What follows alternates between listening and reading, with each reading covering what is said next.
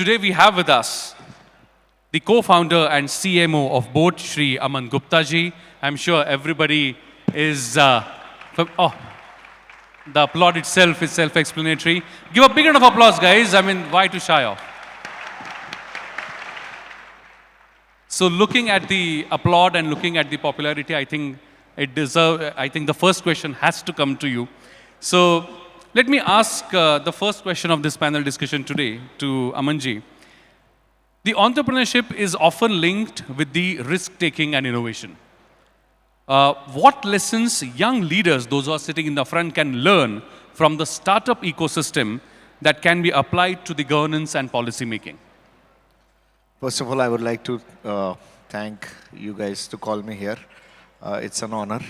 And I was listening to Sir, and he was saying there are a lot of. He's won 8 times, right? It is. I was asking him कि वो anti-incumbency नहीं होती, so he says no, it's pro-incumbency, right?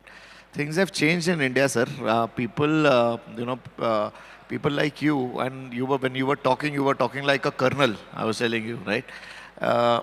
Normally there used to be politicians earlier, जिसको हम मतलब the politicians earlier, हम लोगों को ना डर लगता था politicians से बात करने में, frankly, right? It's so nice today that politicians have become so approachable. I just asked him कि sir, I would like to present to you. He says yes, let's connect, and he gave me his number. पहले ना लोगों को sir ये connection नहीं होता था, but so thank you for making politics come to a common man like us, sir. Thank you. Sorry, आपका question मैं भूल गया. So the question is, the entrepreneurship is often linked with risk-taking and innovation. Yes. So what lessons young leaders can learn from the startup ecosystem, and which can they connect to the governance and leadership? So startup ecosystem, was not there a few years back. When I started, you guys okay with Hindi also, right? We can talk in Hindi. So, 2016 में ये start हुआ था, right? हमारी company, and that was the time when Startup India was also starting, right? So, people, when I was starting, people were not looking at startups as something which they wanted to do. A lot of students, बहुत सारे students होते थे जो कहते थे कि हमें startup नहीं करना, right? अब आप देखोगे, if you go to any college, any school, there are a lot of people who want to start up. Why? The change has happened in our country that startups are now becoming a very valuable part of the country. If you ask me about how startups are helping, what startups are doing differently, we look at the consumers. हम वो करते हैं कि आपके consumer को क्या चाहिए. हम कहते हैं कि आपके consumer को ये product चाहिए, ऐसे चाहिए, ये qualities होनी चाहिए. What is governance? What is government doing? Looking at the consumers. What is the consumer is always changing, right? For us also, हमारा consumer आज जैसे कहते हैं ना कि आज एक चीज़ खरीदता है, फिर उसको उसके अंदर कुछ और चाहिए. सेम वे गवर्नेंस में होता है कि अगर सर 8 बार जीते हैं, कोई रीज़न ही होगा ना. He also kept changing his style to keep up with the changing needs of the voter for the consumer. So हमारा सेकेंड एक चीज़ मैं बोलता हूँ स्टार्टअप से जो स्टार्टअप्स अच्छे से करते हैं वो होता है innovation, right? Policy making in are strategies. Pivoting क्या होता है कि आप नई चीज़ ट्राई करते हो, अगर वो अच्छी नहीं चली तो उसको बंद करते हो, अच्छी चली तो उसको डबल डाउन करते हो, राइट? अगर हम लोग जैसे प्रोडक्ट लॉन्च करते हैं अपनी स्टार्टअप में, तो हम करते हैं कि चल हमने एक ये प्रोडक्ट लॉन्च किया, अगर वो नहीं चल रहा तो हम आगे बढ़ते हैं, फिर दूसरे पर जाते हैं. अगर एक बिजनेस स्ट्रैटेजी ट्राई करी कि चल हम इसको ट्राई करते हैं, इस स्ट्रैटेजी को, ये नहीं चली तो नेक्स्ट में जाते हैं. ऐसे ही आई थिंक गवर्नेंस होती है कि आपने एक पॉलिसी एक एरिया के लिए लॉन्च करी, वो अगर अच्छी चली तो आपने नेक्स्ट एरिया में लेके गए, and then you know now if you see there lot of policies in the central government and a lot of policies which states are adopting, which are policies which are already successful, right? There is some policy in Madhya Pradesh which was successful, is now being implemented all over India, right? So this is what startups do, and I think it's mutual. We all learn how to work with people. How to serve the nation is what we learn from government. So I think it's a mutual respect and learning from each other. बहुत बहुत शुक्रिया अमन जी. संवाद की श्रृंखला में अगला प्रश्न आदरणीय सतीश महाना सर से है. आप सभी ने देखा कि एक लंबा राजनीतिक सफ़र 91 से उनका आज तक बदस्तूर जारी है. तो इस दौर में मैं उनसे जानना चाहता हूं और हमारे सारे युवा जानना चाहते हैं कि उन्होंने राजनीतिक जीवन में कौन सा सबसे ज़्यादा प्रेरणादायक भाषण चुना जिसने उनको प्रभावित किया और राजनीति में आगे बढ़ने के लिए प्रेरित किया। महाना सर। धन्यवाद। मेरे लिए बहुत महत्वपूर्ण विषय है कि 1991 से लेकर आज तक सार्वजनिक और राजनीतिक जीवन में काम करने का अवसर मिला। अभी मैंने अपने उद्बोधन में इस बात को कहा था कि हमारे को एक जनता के साथ कनेक्ट बनाना पड़ेगा। मैं स्पीकर बनने के बाद मैंने अपनी असेंबली को इतना बड़ा ग्रैंड्योर दिया कि now I think that it is one of the best assemblies in the country now. तो सम पीपल आस्क्ड मी कि यार ये बहुत बढ़िया बिल्डिंग बना रहे हो, लोग बिल्डिंग देखने आते हैं क्या? तो मैंने कहा नहीं, बिल्डिंग के बहाने लेजिस्लेशन के बारे में हम उनसे बातचीत कर सकें, this is the main thing. सबसे बड़ी बात यह है कि जनता जिसको विश्वास के साथ अपना प्रतिनिधि चुनती है उसकी जिम्मेवारी अपने लिए काम करने की नहीं है। He is not there because of his और her personal interest. He is there to look after the interest the people those who have elected you, those who have put you on that chair to be there. तो उस chair के ऊपर जहां पर आप हैं वहां पर बैठने के लिए जो लोग उसके पीछे प्रेरक हैं, जो लोग महत्वपूर्ण हैं, तो वो सबसे महत्वपूर्ण लोग होते हैं। तो somebody asked me कि आप थोड़े शॉर्ट में, जैसे आपने बोला कि एक लाइन बताओ कि कैसे किया करते हैं, तो मैं बोलता हूं कि you have to be answerable, और आपकी जो कमिटमेंट है, आपकी जो लाइबिलिटी वो बनती है, जब जवाबदेही बनती है, वो जनता के बेटे। तो first thing you must be loyal to the party which has been who has decided to propose you as a candidate and fielded you as a candidate within the people. पहली जिम्मेवारी आपकी पार्टी के प्रति बनती है। दूसरा महत्वपूर्ण बात, आपकी जिम्मेवारी आपके वर्कर के प्रति बनती है, जो आपके और जनता के बीच में ब्रिज का काम करता है। और तीसरी जिम्मेवारी, you have to be loyal to the people of your constituency, whether they have voted you or not voted you. Some people say that जिन्होंने आपको वोट नहीं दिया उनके प्रति क्या आपकी लॉयल्टी बनती है? तो मैं कहता हूँ जिन्होंने वोट नहीं दिया उसके कारण कुछ लोगों ने वोट दिया है, तो वो भी बहुत महत्वपूर्ण रोल अदा करते हैं। इट इज नॉट कि दे आर आउट। अगर कोई व्यक्ति नहीं वोट दे रहा तो कहते हैं अरे ये नहीं दे रहा तो मैं जरूर दूंगा, तो दे आर ऑल्सो एक positive people to be there behind the scene, to be there where you are. तो इसीलिए आप जीतने के बाद आपकी जो जिम्मेवारी है वो अक्रॉस पार्टी लाइन पूरी क्षेत्र की जनता के लिए है। एक बात मैं इस बात को कह के वो करूँगा कि किसी ने कहा कि एक ऑपोजिशन के मेरे मित्र ने बोला कि ये बीजेपी के एमएलए हैं, तो मैंने कहा इस कॉन्स्टिट्यूएंसी में तुम्हारा कौन है? एमएलए तो मैं तुम्हारा भी हूँ। अनफॉर्चुनेटली जिस कैंडिडेट को तुमने सपोर्ट किया होगा, ही मस्ट हैव लॉस्ट, वो हार गया, तो इसका ये मतलब नहीं है कि वो तुम्हारा एमएलए तो आज मैं हूँ, पर यदि एमएलए मैं हूँ आज तो मेरी जिम्मेवारी आपके प्रति भी उतनी है, जिन्होंने मुझे वोट दिया तो उनके प्रति भी उतनी है। तो you have to be loyal to the people of your constituency whether they have or not voted to you. तो जिस समय आप ये सोचकर काम करेंगे तब फिर आप जनता की एक्सपेक्टेशंस को पूरा कर सकेंगे। अभी भाई अमन भाई ने मुझसे पूछा था कि मेरे से उन्होंने पूछा था कि भाई आप कैसे इतनी बार जीतते हैं? मैंने कहा यस, आपकी एंटी इनकम्बेंसी नहीं होती। तो मैंने कहा इनकम्बेंसी होती है लेकिन एंटी नहीं होती, पॉजिटिव होती है। तो पॉजिटिव इसलिए होती है कि मैं सोचता हूँ कि जैसी जितनी बार मुझे पिछली बार वोट मिले, the people those are voted you the previous time, some of them may not like your working or they must not be satisfied what you have done for them, those individuals. So you have to join some other people also to come into that kitty.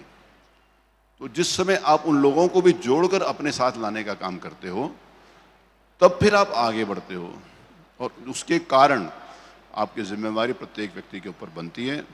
जो सबसे बड़ा कारण है, आज मैं इस कुर्सी के ऊपर 8 बार लगातार बैठा हूँ, वो मेरे क्षेत्र की जनता, मेरे शहर की जनता, मेरा वर्कर और मेरी पार्टी। जी, great. Thank you very much for that insight. And he talked about the collaboration. He talked about supporting each other. You talked about understanding each other. That takes me to my second question, once again to Amanji. Sir, in the context of collaboration, what do you think? How can business leaders collaborate with policymakers like him to create an ecosystem that fosters both economic growth as well as socially responsible growth? That's a good question. Again, I'll tell you a few examples from my life. As I said कि पहले ना मुझे बहुत डर लगता था bureaucrat से, right? And डर लगता था politician से, right? I used to feel कि ये unapproachable होते हैं, right?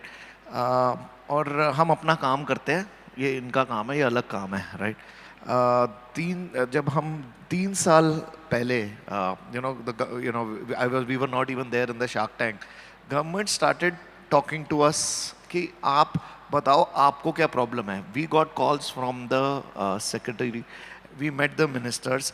पहले कभी नहीं होता था कि the startups were also given a chair in policy making and decision making. आपको एक simple example देता हूँ.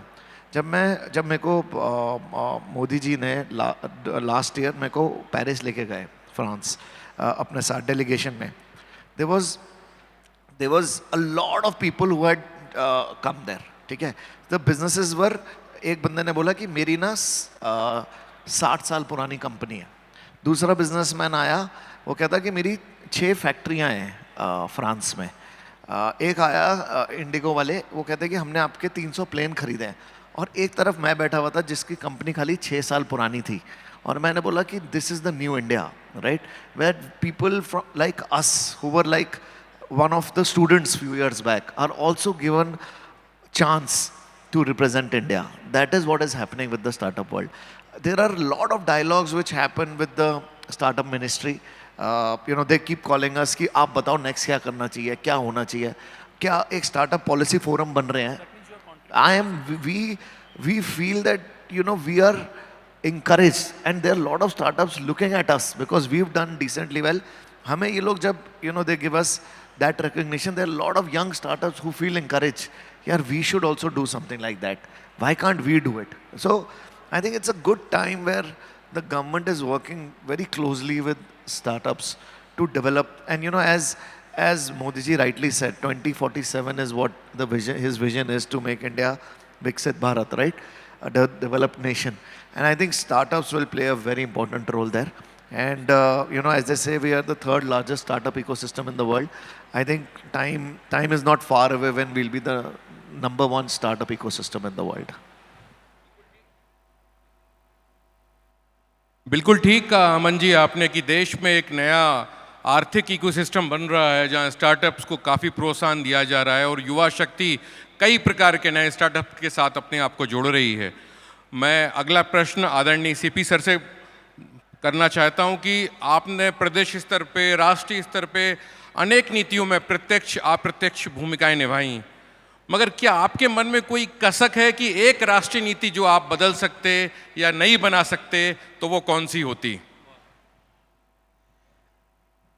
75 साल के अमृतकाल के मेरा एक्सपीरियंस ये कहता है कि इंडियन पार्लियामेंट्री डेमोक्रेसी में पॉलिसी बनाने में पॉलिटिशियन का रोल कम है.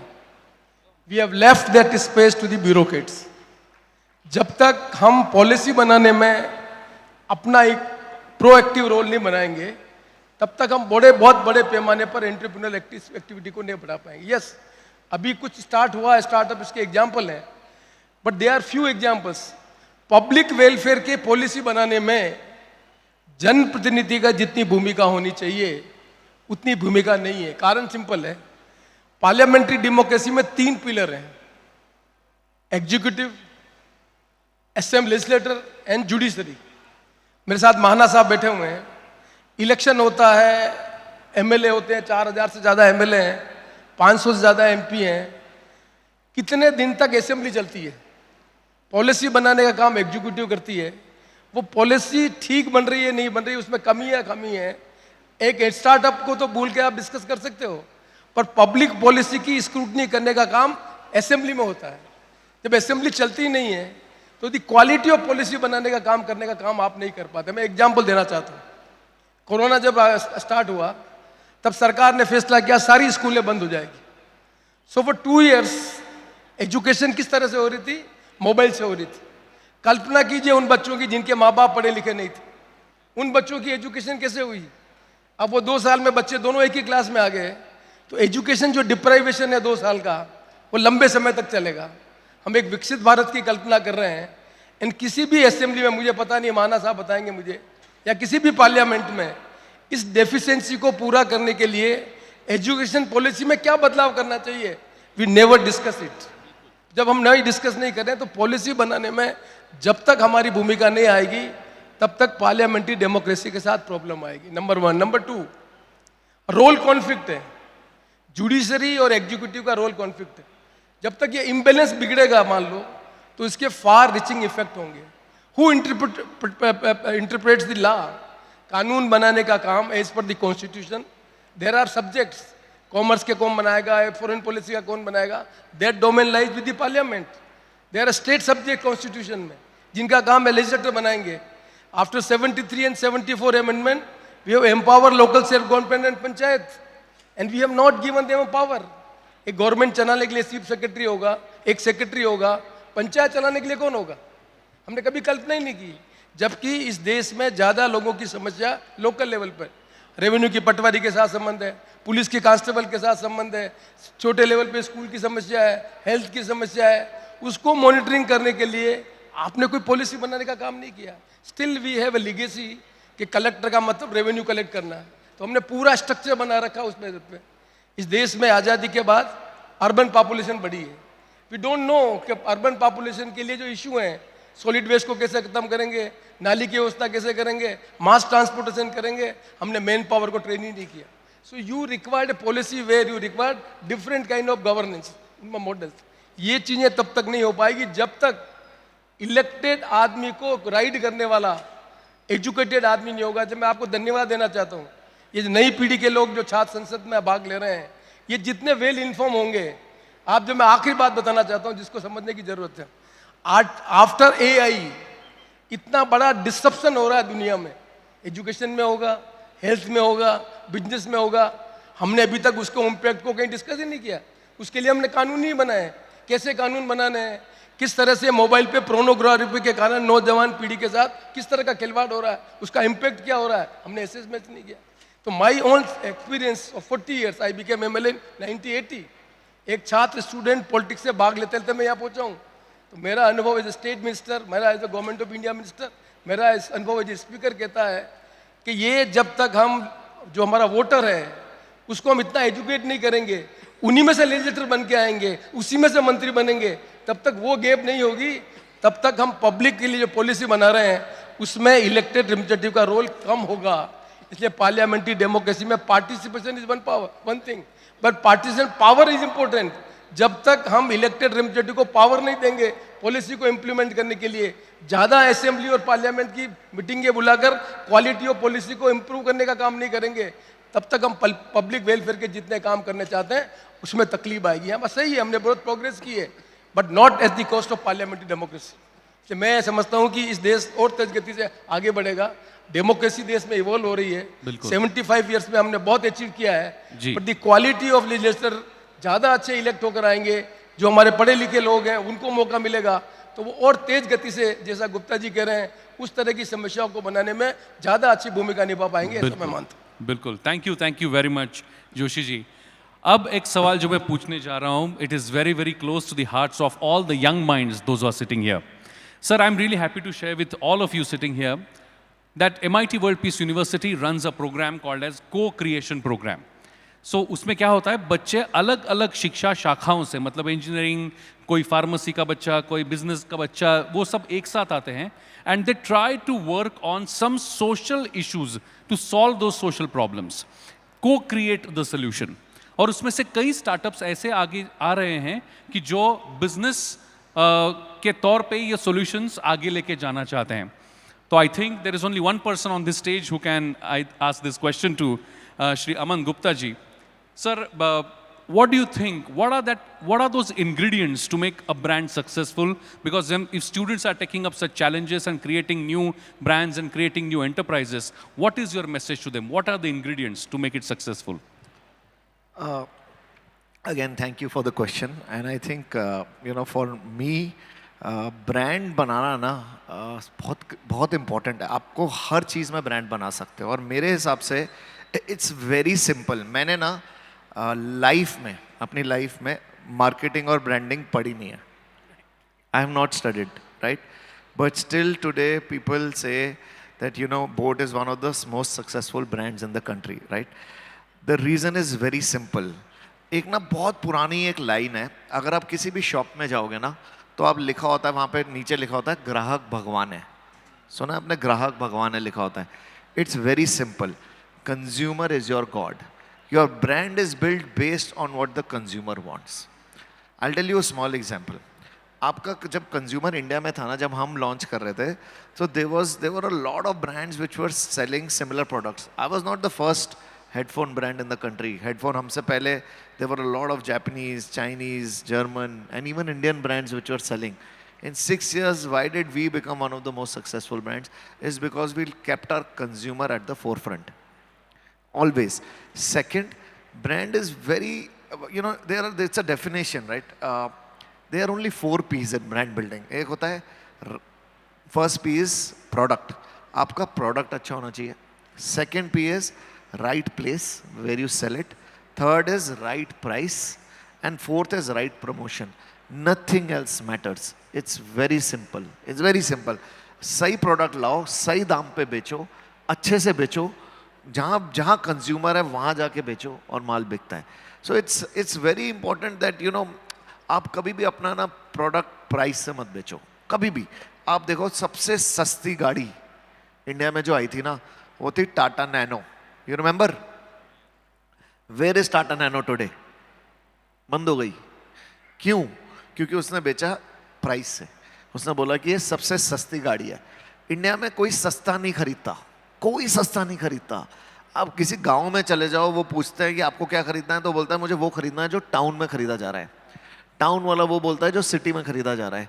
सिटी वाला वो देखता है जो मेट्रो में खरीदना जा रहा है. तो एवरीबडी इंडिया में, हर गरीब से गरीब, अमीर से अमीर आदमी एस्पिरेशनल है. उसे एक ऐसी चीज़ चाहिए जो उसको शो ऑफ करने में मज़ा आए, जो उसको उसकी लाइफस्टाइल अपग्रेड करने में मज़ा आए, जो उसको लगे कि भाई मैंने ये खरीदा है, मैं दूसरों को बताऊंगा कि देख मेरा ये नया ब्रांड है. तो branding is very critical. You have to build a product. Anything you do in your life, build a brand which is aspirational yet affordable. That is what India is. And today I am proud to say, that we are now world's second largest audio brand. World's second largest.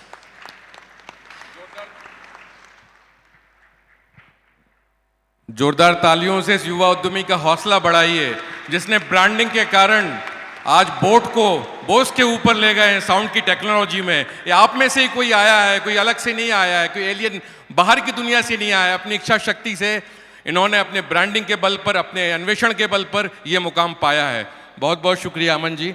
मेरा अगला प्रश्न आदरणीय Satish Mahana sir से है कि उत्तर प्रदेश विधानसभा नवाचार की एक जननी जैसी हो गई है. अनेक वहाँ पे प्रयोग हुए हैं आपके नेतृत्व में. मेरा ये जानना है कि आज का युवा ये जानना चाहता है कि क्या स्कूल ऑफ पॉलिटिकल लीडरशिप विधानसभाओं में प्रारंभ किए जाने चाहिए, ताकि जिन युवाओं की कोई राजनीतिक पृष्ठभूमि नहीं है, वो आप जैसे अनुभवी व्यक्तियों, नेताओं के माध्यम से अपना राजनीतिक करियर प्रारंभ कर सकें. धन्यवाद Sakal ji. This is very important question for me because UP Assembly, as I told you, the perception of UP was a decade back now. So that has changed. हमने अपनी assembly, UP Assembly is paperless assembly. We have everything online. The questions which are being asked by the members and other notices and different rules, that are also online. The answer of those questions is directly sent to the members online. And it is not only that, because now the proceedings of the House, they are being relayed live on YouTube and other TV channels also. So, अभी जो MLAs हैं, they are more cautious कि उनकी performance कैसी होनी चाहिए. आज से पहले बहुत सारे हमारे जो यंग एमएलए हमारे को कहते हैं कि सर जब आप थे तो आप तो वेल में आ जाते थे, आप ये करते थे। तो मैंने कहा तब एक ही मीडिया के माध्यम से जनता तक पहुंचने का एक ही रास्ता होता था कि हमारा नाम अखबार में छपे कि इन्होंने विरोध किया था अपोजिशन में जब हम थे।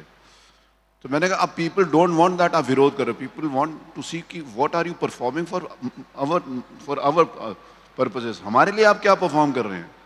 तो लोगों में जो अवेयरनेस आई है डिजिटल मीडिया के माध्यम से, और उस अवेयरनेस को जो एड्रेस करने के लिए उस अवेयरनेस के प्रति जागरूक होने का काम अब एमएलएस करते हैं। पहले एमएलएस बोलते नहीं थे, अब एमएलएस का मेरे साथ बहुत रिक्वेस्ट आती है कि सर हमें थोड़ा सा मौका दे दे, और जो कुछ भी वो बोलते हैं वो they speak sense now, and whatever they speak they just put it into YouTube and some other social platforms that their people must see and look into। यार वो कहता है यार हमने ये बोला था, हमारे क्षेत्र की जनता ने हमारे को, तो अब जो अकाउंटेबिलिटी है वो डायरेक्ट हो गई है, तो उसके कारण अवेयरनेस आई है, उसके कारण ये जो है ना पहले performers they want to perform, अब इट इज बोथ वेज कि जनता अब चाहती है कि उनके द्वारा चुना हुआ प्रतिनिधि क्या कर रहा है, दे वांट टू देखना चाहते हैं। अनफॉर्चुनेटली जिन लोगों को मौका नहीं मिलता क्योंकि टाइम उतना है, कम से कम वो इतना तो आके मुझसे रिक्वेस्ट करते हैं कि सर हमारे को आपने मौका नहीं दिया, कैमरे वालों को ये तो दिखाइए कि हम बैठे हुए हैं वहाँ, नहीं तो कैमरे पहले कोई बैठा था कि नहीं बैठा था, who cared, who was concerned about it. अब लोगों को लगता है कि नहीं हमारा आदमी हमारे लिए वहाँ पर क्या बात कर रहे हैं।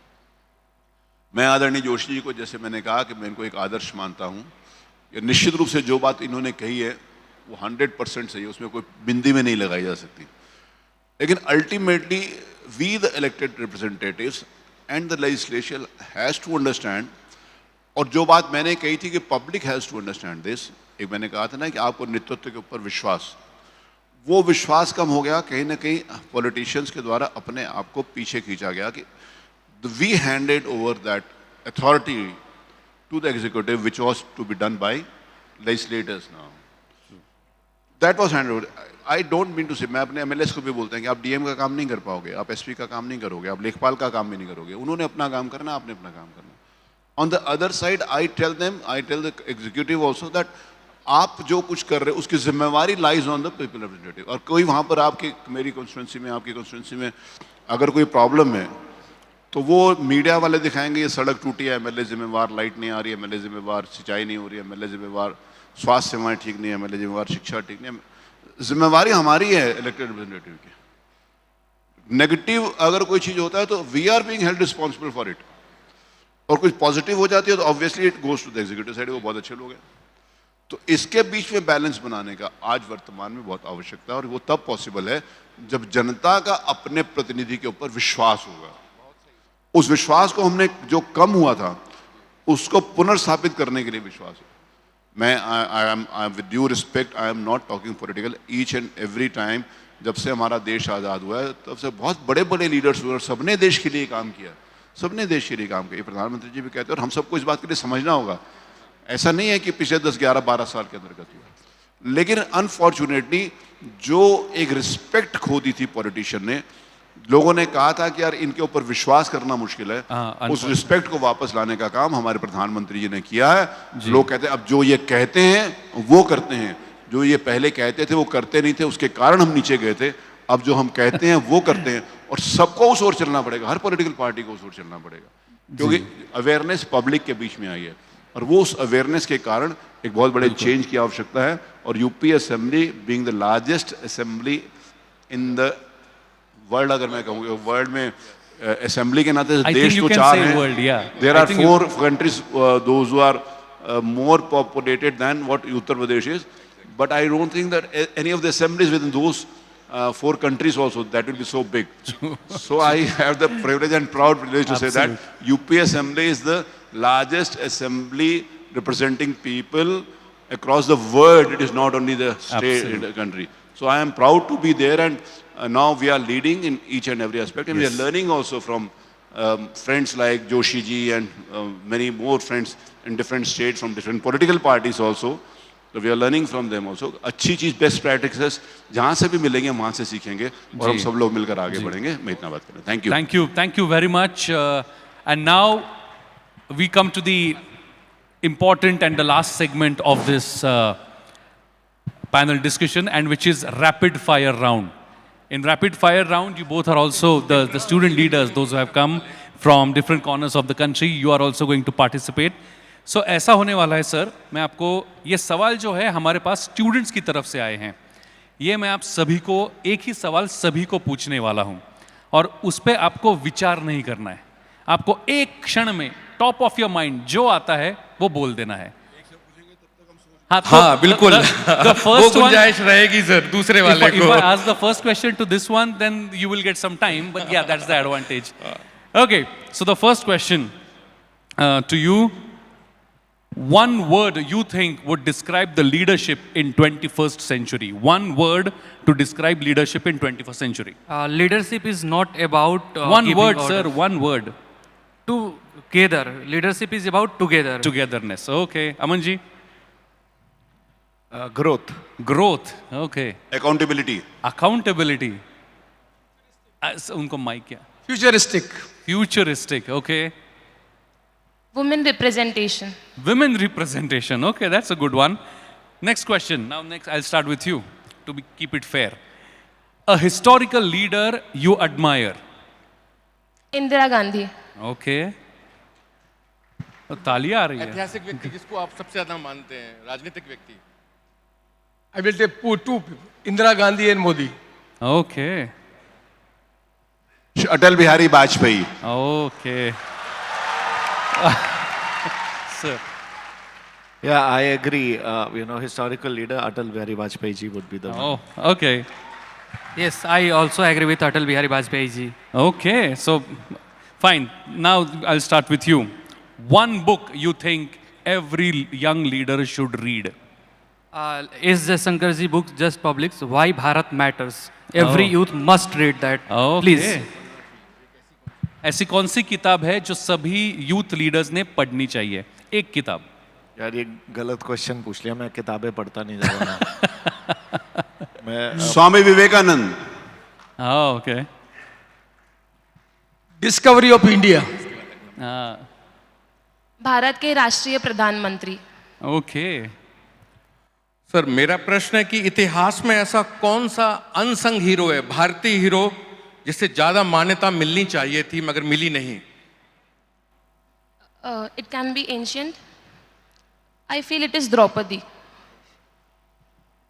After independent Manmohan Singh ji. कर्ण। कर्ण का अपना एक योगदान था। कर्ण कर्ण वो महाभारत वाला। बिल्कुल बिल्कुल अनसंग हीरो, बिल्कुल। या +1. I agree. I think from Ramayan, Bharat ji. तो मतलब अमन जी अपनी ब्रांडिंग नहीं छोड़ेंगे +1 करके यहाँ पे। हमारा अगला एक प्रश्न ये है कि भविष्य में ऐसा कौन सा आविष्कार है, आर्टिफिशियल इंटेलिजेंस आ गया, ML आ गया, चैट GPT आ गया, डीपसीक आ गया, जो आप देखना चाहेंगे? जो AI के बेसिस पे अभी इंटरेक्शन कम हो गया यूथ का, वो बुद्धिमत्ता का ज़्यादा इंटरेक्शन चाहिए, ताकि जैसे अभी आविष्कार एक शब्द में बताएं, कौन सा आविष्कार आप चाहते हैं जो कि मानवता को समझे, AI बेस्ड ना बना दे पूरा का पूरा, ह्यूमन सेंट्रिक? Human centric. मेरा ना इसके ऊपर एक थोड़ा सा एक मिनट एक्स्ट्रा ले लूँ। मेरा AI के ऊपर व्यू ये है, जैसे ये कह रहे थे AI के बारे में, तो मुझे नहीं लगता कि AI से कोई फ़र्क पड़ेगा। एक वो पिक्चर आई थी रजनीकांत की थी, रोबोट, देखी थी? तो इवेंचुअली कौन जीता था? चिट्टी, करेक्ट? या वो जो इंसान जीता था। तो मुझे लगता है AI से ना ज़्यादा फ़र्क पड़ेगा नहीं। Eventually humans will only win and not AI. So for me human Mankind is still evolving and will evolve and not AI. Satish sir? दूसरे को दर्द को अपना समझना। क्या बात है, संवेदनशीलता। CP sir? Human values. क्या बात है, बहुत बहुत बहुत बहुत सुंदर। अदिति? Skill trainings. जोरदार तालियों से इन सभी प्रश्नों का, इस संवाद का स्वागत करें। एक अप्रत्यक्ष प्रयास यहाँ पे किया गया था हमने अपने पैनल डिस्कशन के माध्यम से, और चूंकि समय की एक सीमा है और हम जानते हैं कि ये बड़ा ही अलग दिशा में संवाद जा रहा था, मगर आने वाले कार्यक्रम आपको पता है कि हमारे साथ महाराष्ट्र के माननीय मुख्यमंत्री महोदय भी जुड़ना चाहते हैं और लंच का टाइम भी हो रहा है। तो मैं आप सभी लोगों को धन्यवाद करता हूं और गौतम जी से बोलता हूं कि आगे जो कार्यक्रम की महत्वपूर्ण घोषणा है वो करें। और मैं सभी पैनल सदस्यों का हमारे राहुल कराड सर की ओर से हार्दिक शुक्रिया अदा करता हूं सर। बहुत बहुत धन्यवाद। Thank you very much everyone. Thank you very much for being part of this panel. Thank you sir. Thank you very much.